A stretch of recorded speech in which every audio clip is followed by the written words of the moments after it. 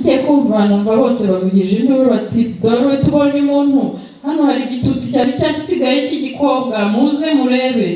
Ngiye kubona mbona bose baretse aho bicaga muri izo nguni barimo baraje. Iyo uvuzwe Bugesera, iyo ngusuye umutima wanjye unjyanirya mu mateka, muri bya bihe byakomerekeje abawe, kuva mu miturire ivuye ku gahato kugeza ku mage mabi ya Jenoside.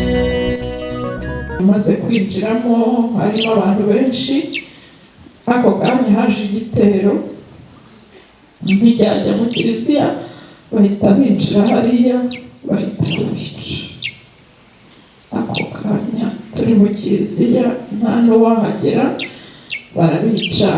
Ndumva harimo ba Drugisi bo kwa Mahena, ba mama n'abandi bantu barimo hariya barabica, kandi bahishe babaye nk'abahagota. Ntabwo twigeze twinjiramo ngo tumenye ngo bigenze bite.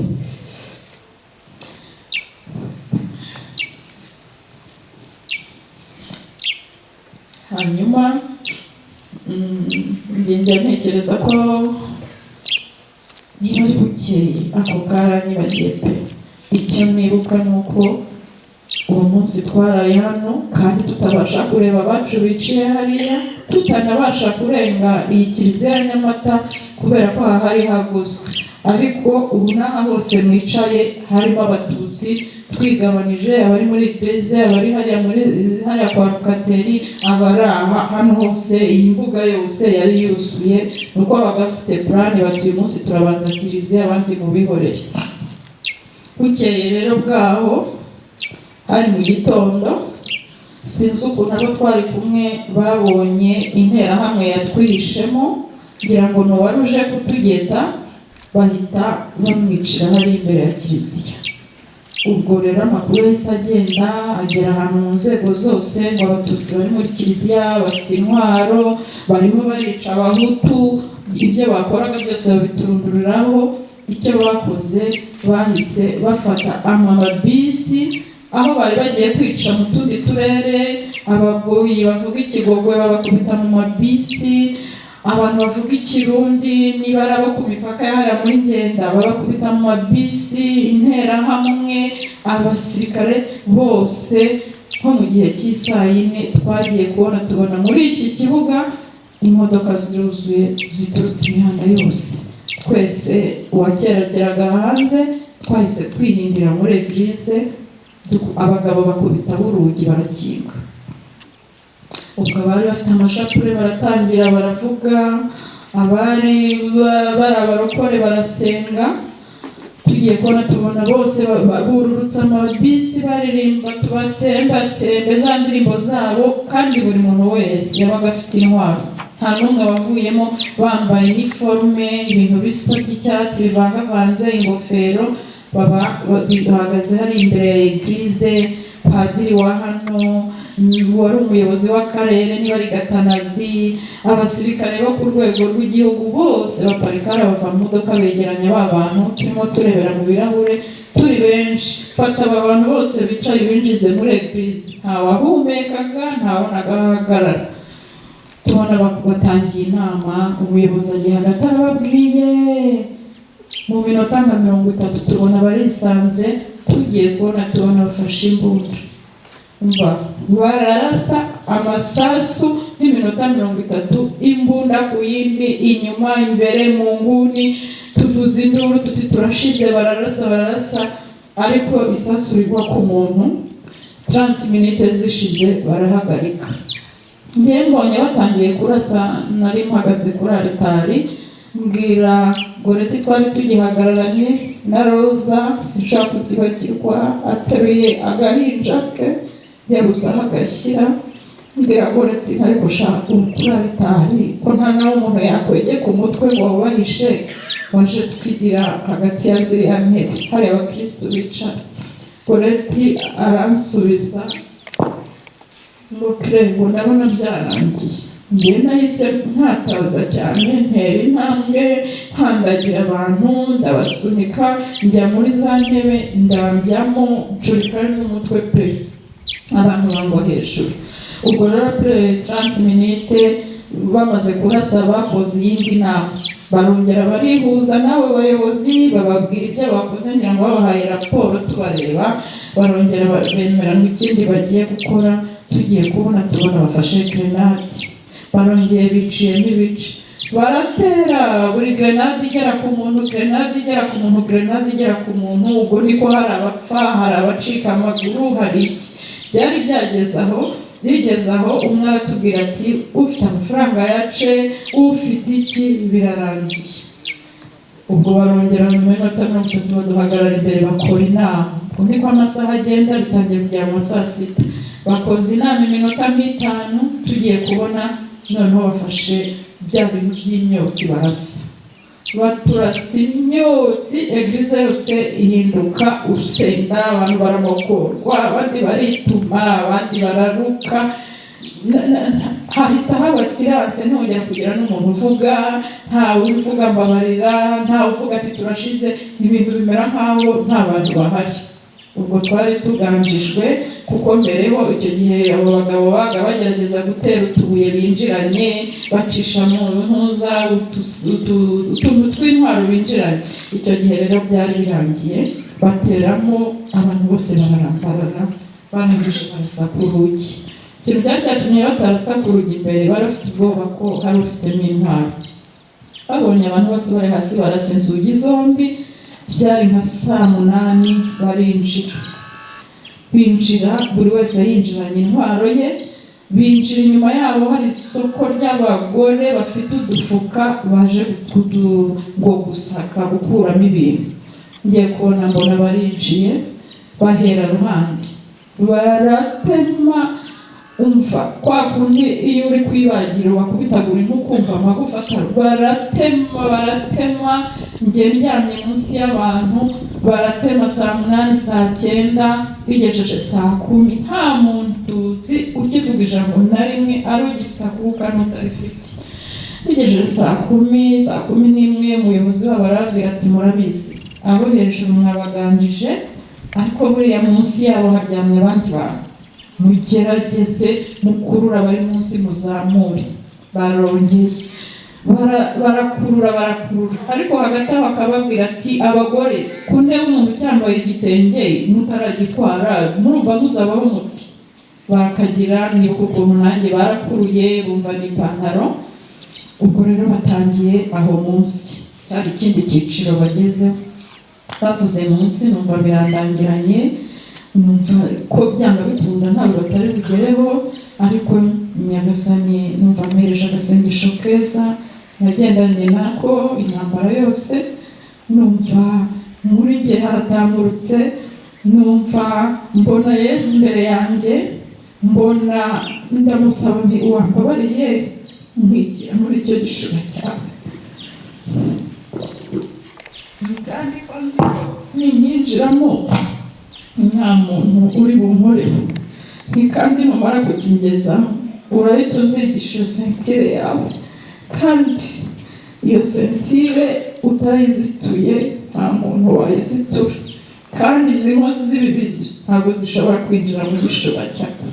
Uko nabivuze numva koko ninjiyemo, numva ndaziritswe, numva ndakomeye. Hanyuma bajya mu byabo, bajombora abantu batera hejuru, abonye bakubita umupanga, bakubita iki. Fendofe bigeze nka saa 11:15, nanjye bangeraho, numva barakuruye. Hejuru yanjye hari umumama uhetse umwana, aramubwira batari ko tubona usa n'umuhutu, ubwo watubwiye niba uri uwacu tukakureka. Araceceka. Barongera ati ariko watubwiye ntitukwicire tukagusohora. Araceceka. Bahita bamukubita umupanga, angwa hejuru.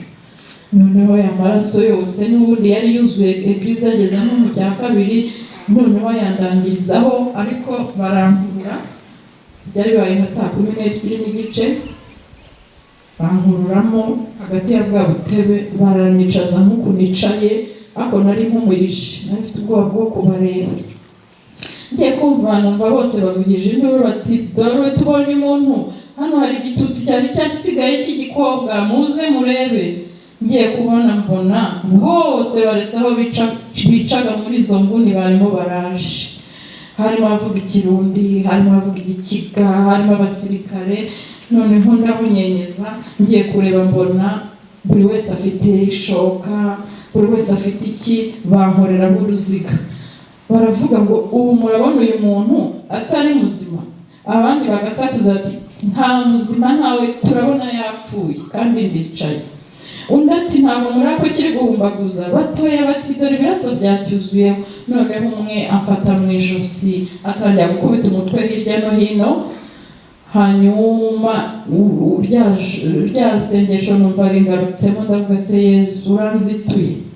Narangije kuvuga gutyo, komanda wabo wari uyoboye icyo gikorwa yarahagaze mu muryango wa kiliziya, numva avugisha ifirimbi ndende, aravuga ngo ndavuze ngo isaha y'akazi irarangiye, hatangira wongera gukora.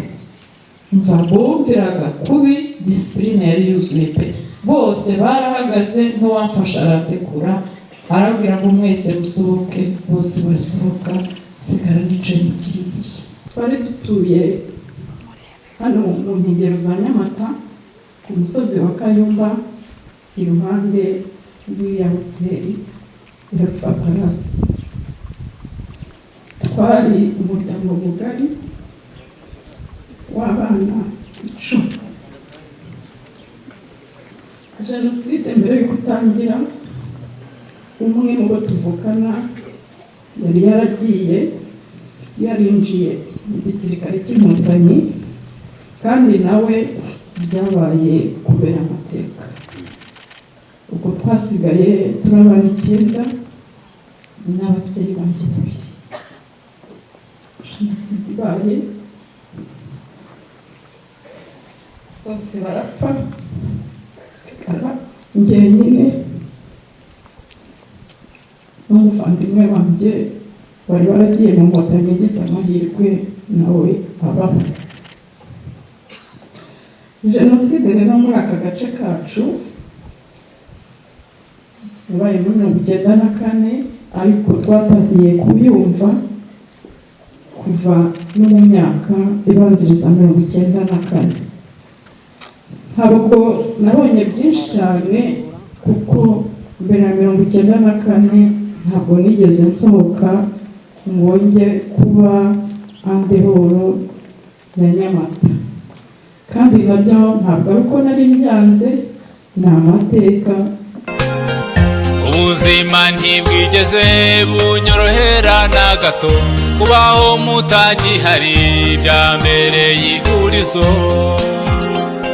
Yari umuntu hano mu karere uzwi, ukorana n'akarere, ariko kuva muri 1990 Inkotanyi ziteye, ibintu byatangiye gusubira inyuma. Icyabisubije inyuma icya mbere, uwo muvandimwe wanjye nko muri 1992 yagiye mu Nkotanyi. Ubwo ako kanya twahise tujya kuri liste noire y'abantu bashaka gutera igihugu. Icyo kibi cyaha cya mbere gituma atakomeza gukora. Icya kabiri, haje ishyaka rya PL barijyamo cyane, nabyo bigenda biba inzitizi. Ibyo byaha byaramwibasiye cyane, uburyo yinjiraga mu nzego z'akarere, mu nzego za leta za hano, byahise bihagarara, nta hantu yongeye gukomangana hamwe, ku buryo n'ubuzima iwacu wabonye bujerigeye. Nuko nyine twari twituriye muri iyi misozi, tugahinga tukagira gute, ntabaraye busa, ariko ubuzima bwarahindutse. Icyo kintu uyu munsi wa none nibwo nagikuruye mbona icyo cyasobanuraga. Nize kuri rya shuri rya Pebu, ishuri naryo ryashyizweho n'ababyeyi bacu, babuze aho batujyana kwiga, gutsinda byarananiraga, na bake bakanashoboye ngo tujye mu mashuri y'amaprive, amashuri menshi yari za Ruhengeri, ngo za Peki, Ruhengeri, amashuri yabaga hakurya iyo, n'ubundi ugiyeyo nta mahoro yahagiriraga. Nibwo ababyeyi bacu bagizwe cyane cyane abarimu, abaganga, abikorera ku giti cyabo baricaye bashinga ishuri APEBU, Association des Parents de Bugesera. Iryo shuri ryatangiriye hano twicaye. Kuri iyi miryango murebe inyuma hano batiye abapadiri, iyi miryango tujyamo bashakisha abarimu turiga. Ariko ababyeyi barakomeza bagira ubutwari muri iyo ntambara, batanga amafaranga batwubakira hariya hejuru ku musozi w'Ikayumba, nsigaye numva ngo ryitwa high school, sinzi impamvu ryahinduye izina, ariko ubundi umwimerere yarape. Tujya kwigayo, ariko ari ishuri rizwi ku rwego rw'igihugu kubera umubare w'abatutsi bigagamo. Ni ukuvuga ngo umututsi wese wa Bugesera ibyo kujya mu mashuri ya leta n'iki barabiretse, bose basa muri APEBU. Abatutsi b'i Kigali, ababyeyi bafite ibibazo byo kohereza abana hirya no hino baza muri APEBU, rya shuri rihinduka iry'abatutsi. Ubwo icyo gihe rero murumva nyine ryari ishuri rizwi. Njya nibuka nk'akantu kamwe kabaye hariya muri ADPR, ngira ngo ni 1992, hari ahubatse ibitaro, bashyizeho ibuye ry'ifatizo tureba. Uwo munsi Perezida wa Repubulika yaraje, Habyarimana, bakora imihango yose, hanyuma bigeze kuri disikuru ye atubwira disikuru, twari duhari nk'abanyeshuri baturuka i Bugesera. Birangiye iyo umukuru w'igihugu arangije kuvuga ijambo hakomwa amashyi, ariko ikintu nibuka ishuri ryacu icyo gihe bararigotagose ngo abanyeshuri basuzuguye umukuru w'igihugu, ngo ntabwo twakomye amashyi, abajepe baratuzunguruka, abayobozi bacu babijyamo, birangira baturetse. Ariko murumva iyo ikaba indi lisite ibitse ahantu. Icyaje gukurikiraho nyuma yacyo, kuko bari batwibikiye 94 yenda kugera nko muri 93, nigaga nyine kuri APEBU. Njya nibuka ukuntu hahise hakurikiraho byihuse gukora lisite y'abantu barimo kurwanya leta, by'umwihariko abantu bashaka kurimbura abahutu bose biga hariya muri APEBU. Bakoze lisite irimo abarimu, irimo abanyeshuri, abarimu barimo ba Olivier Gahima, barimo ba Batista Kaboyi, barimo abitwaga ba Gatera, bashyiramo n'abanyeshuri. Ariko icyo gihe nanjye banshyiramo ndera amahirwe, nari mfite umuvandimwe umwe twigana tudahuje ubwenge, aranyicaza abimbwira, kandi abimbwira ababaye, ambwira ati sinari nzi ko uri umurozi bigezaho, ku buryo ugiye kwica ikigo cyose ukakirangiza. Ati kubona ejo bundi nari iwanyu ariko tugasangira ntazi ko niciranye n'umurozikazi. Naraze musaba imbabazi ndamurahira. Ibyo icyo byarenguriragaho ni ryagerageza, ni za exercice zabo zo kugerageza kwanganisha abantu, kuko bari bazi ko abo bantu baduteranye nabo mu minsi mike tuzahura muri jenoside, twarangiza bakatwica nta nkomyi nta mbabazi, kuko bababitsemo ububi bwacu. Akandi kantu wenda ntavuze byinshi navuga mbere ya jenoside, jya nibuka twiga muri primaire nayize hano i Nyamata Ahivande, umwaka wa 6 n'uwa 8 bari baratwongereyeho, wari urimo igipande kimwe kinini kigizwe n'imyuga. Imyuga twakoze, nzi ko twirirwaga mu biti byari bidukikije hano, buri wese ahigamo igiti kinini ngo yacuramo inyundo.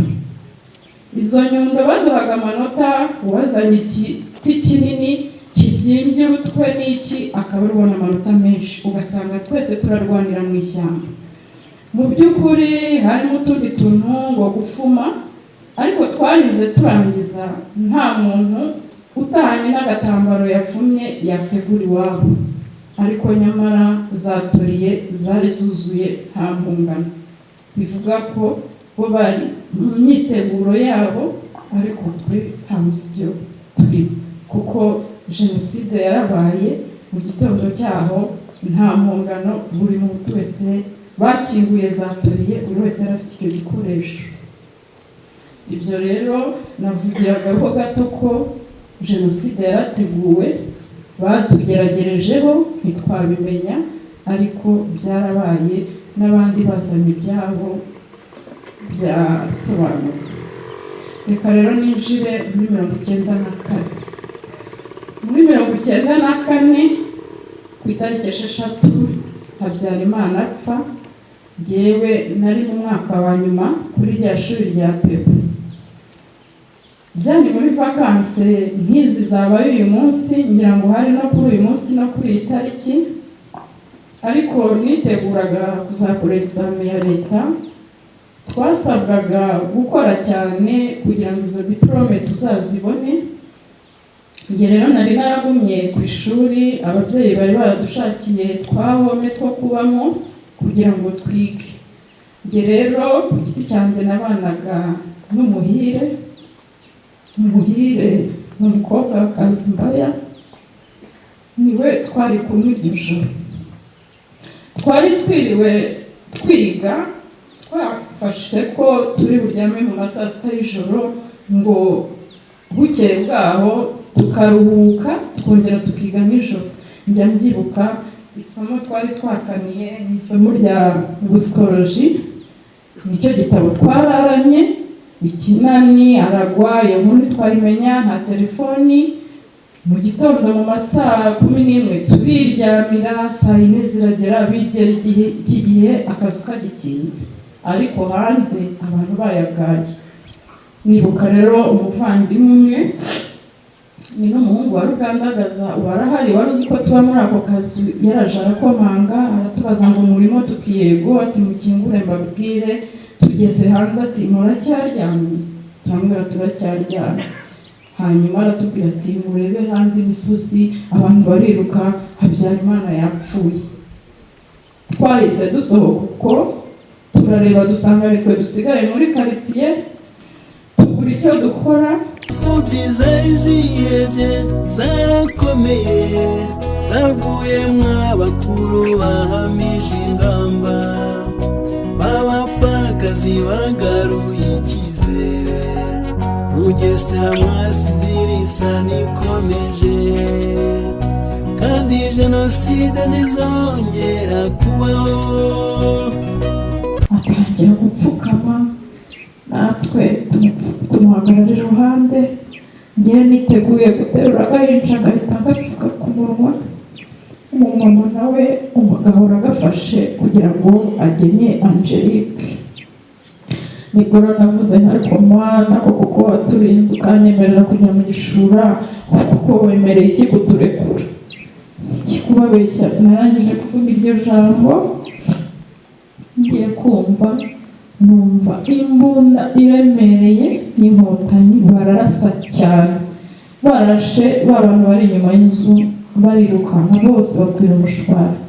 Angelique nawe kubera kwikanga, umwana yahise avuka. Umwana mba ndateruye, ariko gufata ku munwa birananira, yari umwana nyine ukivuka. Hanyuma ntangira gukubita gutya, ceceka, mvuga ibintu ntazi, ariko nkagira ngo izo nterahamwe ziracyari ku irembo, ahubwo ibiri amahire, kuko inkotanyi zarasiraga aho hafi. Zumva aho uruhinja rurira, byari mu masaa 10, zihita ziza ziruka, zirakubita urugi, mukingure, turatinya, mukingure, turatinya. Umusaza aravuga ngo umva, twageze ku munota wa nyuma, aha harimo ibintu biri gupfa cyangwa gukira, mwigireyo nyingure. Akinguye, tugiye kumutuna n'inkotanyi zitugeze. Ubwo rero aho niho twabikurikiye. Uko bahise bafasha Angelique, natwe baradufata, batangira gukora akazi kabo kumenya aho badushyira, kuba bashyize Angelique ngo babyare inda ya kabiri, gutegereza ko ivuka tukagaruka kumutwaza, imirimo yabo iba iratangiye, tuba tugize amahirwe yo kurokoka gutyo. Gusa Imana ni Imana ifite gahunda zayo. Wa mwana yarakuze bamwita Nkotanyi, Inkotanyi zahise zimubatiza Nkotanyi, ariko mu bihe bishize Imana yaramwisubije. Ushobora kuba hari imigambi imufitiye. Muri make rero ikintu nababwira, umuntu aba yararokotse ariko yaciye muri byinshi. Icyo dushimira Imana ni uko nyuma y'ibyo byose ubuzima bwabashije gukomeza. Birumvikana ko jenoside ikirangira twaravunitse, twarihangayitse, twari tugifite ibisebe bijojoba, imitima ikomeye. Umuntu yaribonaga waravutse mu bana 10 musigaye muri 2, warufite ababyeyi nta mubyeyi ukibona, by'umwihariko wa mama nta muntu wasigaye, nta mwana. Ibyo byose byaratwugarije, ariko icyo dushima, turabanza tugashimira Imana, yaraturinze, yarahabaye, iduha n'uburyo bwo kuzakomeza ubuzima ibusingirizwe. Tugashimira byimazeyo nyakubahwa Perezida wa Repubulika n'ingabo, icyo gihe bari bayoboye urugamba, ubwitange bagize bukomeye, bagaca muri ibyo byose. Nabo hagiye benshi, hasigaye benshi, hapfuye benshi kubera twebwe, turabibashimira cyane. Nubwo tugifite agahinda ko ntikashira, ariko turabirenga, tugomba kubirenga, tugafatanya n'abandi kubaka igihugu cyacu. Nongere nshimire n'Imana yaduhaye kuba twariyubatse. Ubundi umumama ufite umugabo, ufite abana 4, barakuze, imfura tangije universite, tangiye akazi, abandi bariga. Ibyo byose ni umugisha, ni Imana yacu, ni igihugu cyiza kiduha aho tubikorera.